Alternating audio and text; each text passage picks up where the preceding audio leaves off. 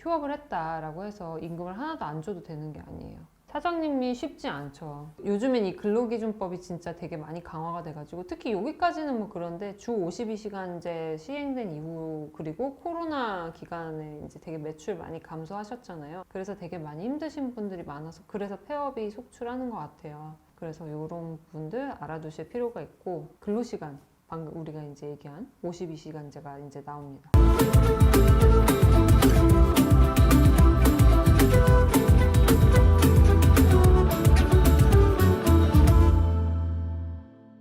한가인 씨 나오는 프로였는데 거기서 이제 서로 막 얘기를 하는 거예요. 이제 사장님 그룹이 하나가 있었고 MZ세대 그룹이 있었어요. 사장님들은 출근해서 업무 준비를 하는 시간은 근로시간에 포함 안 된다. 약간 이런 얘기를 하셨어요. 그래서 만약에 9시에 업장이 문을 여는데 8시부터 준비를 한다. 그러면 8시에서 9시간은 준비 시간이지 이건 근로시간이 아니다. 이렇게 생각을 하셨고 MZ세대들은 무슨 얘기냐 일을 하기 위해 준비하는 시간도 근로시간이다 뭐 이렇게 생각을 하고 있었어요. 이 부분에 대해서는 혹시 어떻게 생각하세요?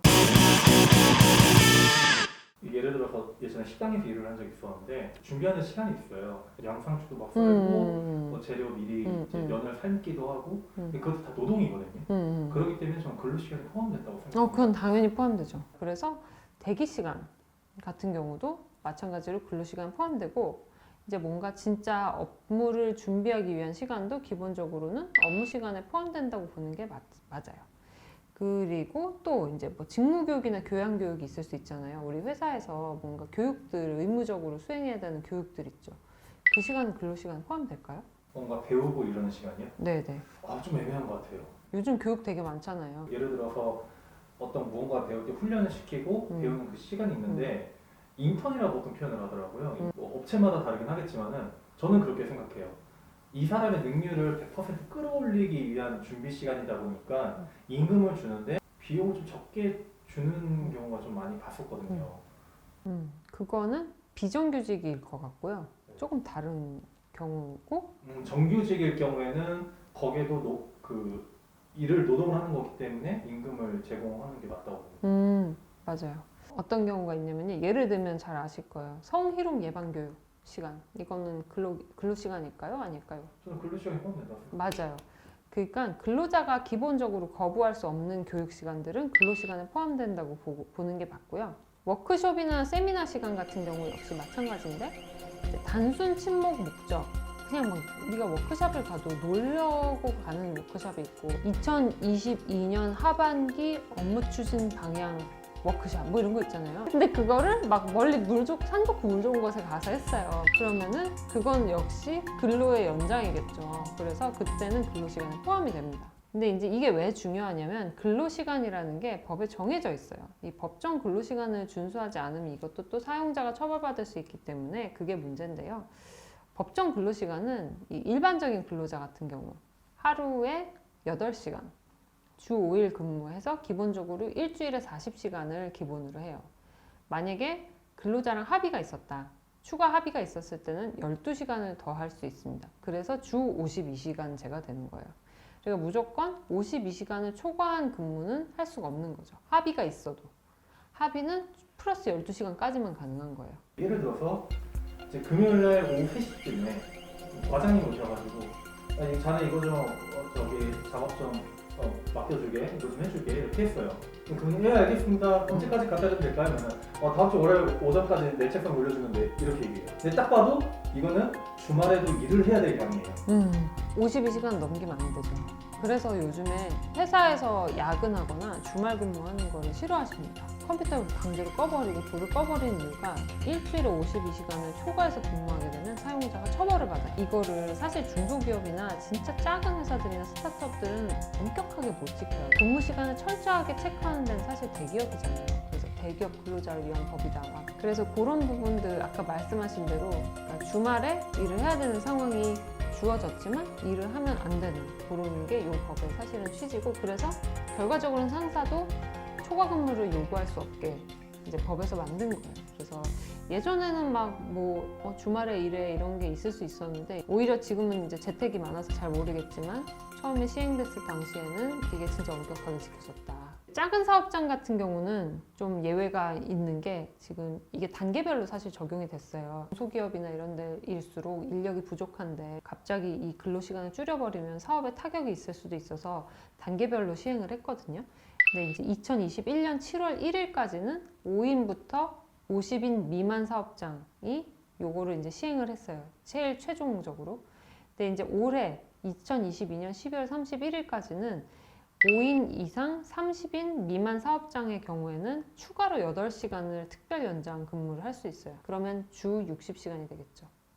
주 60시간까지 가능한 부분이 있다. 서면 합의가 반드시 필요하고, 이건 또 반대로 뭐를 의미하냐, 4인 사업장까지 1, 2, 3, 4 근로자가 4명인데까지는 요 주 52시간제를 받지 않는다는 거, 그것도 알아두실 필요가 있을 것 같아요. 이게 근로자의 권리도 보호하는 게 진짜 중요한데요. 참 사장님들의 입장도 저는 10분 이해가 돼요. 근데 이게 저는 좀 안타까운 거는 근로자와 사용자가 이제 적절하게 서로 간에 권리와 권익이 잘 보장이 되지 않으면 사용자 입장에서는 이럴 수 있는 거죠. 이제 무인화가 많이 되잖아요. 서빙 로봇도 있고 자꾸 무인화, 기계화에 의존하게 될까 봐 전 그게 또 약간 걱정이 돼요, 사실. 사람을 통해서 일을 하는 게 너무 비용이 높고 법률적인 제약이 너무 많이 생기다 보면 자꾸 이제 근로관계를 체결하는 것 자체를 회피하게 될 가능성이 있는 거죠.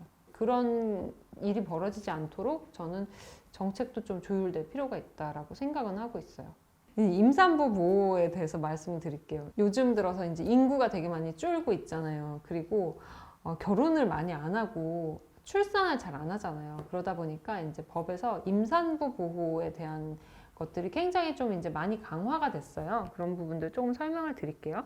임산부 보호 의무를 위반하면 우선 다른 근로기준법 내용과 마찬가지로 이 형사처벌 조항이 있어요. 2년 이하의 징역 또는 2천만 원 이하의 벌금형을 받을 수가 있어서 꼭 이제 이걸 준수하셔야 되는데, 우선은 출산휴가 얘기를 먼저 할게요. 출산휴가는 임신 중인 여성 근로자는 무조건 출산휴가를 사용할 수가 있어요. 이거는 본인이 특별한 신청이나 허가 절차를 밟지 않아도 법적으로 보장받는 기간인데, 우선은 휴가 기간을 90일을 쓸 수 있고, 만약에 다태아라고 써있는데 쌍둥이 내지는 새쌍둥이겠죠? 그 경우는 120일까지 쓸 수가 있어요. 근데 무조건 이 기간 중에 절반 이상은 출산 후에 써야 되거든요. 보통은 이렇게 생각하면 되죠. 44일을 출산 전에 쓰고, 하루는 출산일이고 45일은 출산 후에 쓰는 거예요. 근데 출산일이라는 게 왔다 갔다 할 수도 있잖아요. 예정일을 딱 기준으로 해서 44일, 예정일, 45일 이렇게 맞춰갖고 휴가 신청을 해서 휴가 기간을 얻었는데, 내가 예정일보다 일주일 뒤에 출산을 한 거예요. 그래서 7일이 더 미루어졌어요. 근데 법에서는 무조건 출산 후에 45일을 꼭 쉬도록 돼 있거든요. 그러면 45일을 더 쉬었어요. 이때는 어떻게 해야 될까요? 이게 사실은 제왕절개 수술을 하지 않는 이상은 자연분만은 이게 왔다 갔다 할 수 있기 때문에 45일은 무조건 주는 기간이에요. 그래서 만약에 그 전에 많이 쉬었어도 출산일로부터 45일은 무조건 쉴 수 있게 해주고 있고요, 법에서는. 근데 다만 여기서 이제 유급휴가 기간은, 유급휴가라는 건 내가 쉬지만 돈을 받는 기간이잖아요. 통상의 임금하고 똑같이 줘야 되거든요. 그거는 딱 60일 동안 줄 수 있고, 주면 되고 60일 이상 주면 되죠. 더 많이 주면 당연히 좋으니까. 그 이후 기간은 더 쉬긴 하지만 이제 무급 휴가로 쉬게 해주면 된다. 만약에 여성 근로자가 나는 안 쉬어도 돼요, 아기 낳고 바로 와서 일하고 싶어요 라고 하면 어떨까요? 이거는 꼭 요 기간에 휴가를 안 주면 안 되고 법 위반에 해당하기 때문에 꼭 쉬도록 해야 된다는 거는 꼭 이제 명심을 하셔야 될 것 같아요. 그리고 또 하나 있어요. 환경이 많이 이제 바뀌었잖아요. 그리고 이제 여성 근로자들이 일하다가 스트레스를 많이 받고 또 유산이나 사산을 하는 경우가 많이 있어요. 사실 되게 안타까운 일이긴 한데, 이때는 사용자가 반드시 이때도 휴가 기간을 줘야 돼요. 그래서 그거는 이제 그 임신되었던 기간이 길수록 휴가 기간도 길게 줘야 되거든요. 왜냐하면 그 좀 후유증이 더 있기 때문에. 그리고 근로자가 이건 신청할 때 근로기간 단축을 해주어야 해요. 1일에 2시간 정도까지 근로시간 단축이 허용이 돼야 되고, 반드시 그건 신청이 있으면 꼭 허용을 해야 된다는 거. 그리고 임신 중 근로자에 대해서는 시간의 근무는 금지를 해야 됩니다. 그리고 휴가 종료 후에는 반드시 복직을 할 수 있도록 해야 되고, 임금에 있어서 차별을 두어서는 안 돼요. 그 다음에 또 이제 제가 말씀드리고 싶은 게, 요건 또 최근에 생겼어요. 최신 개정 내용인데,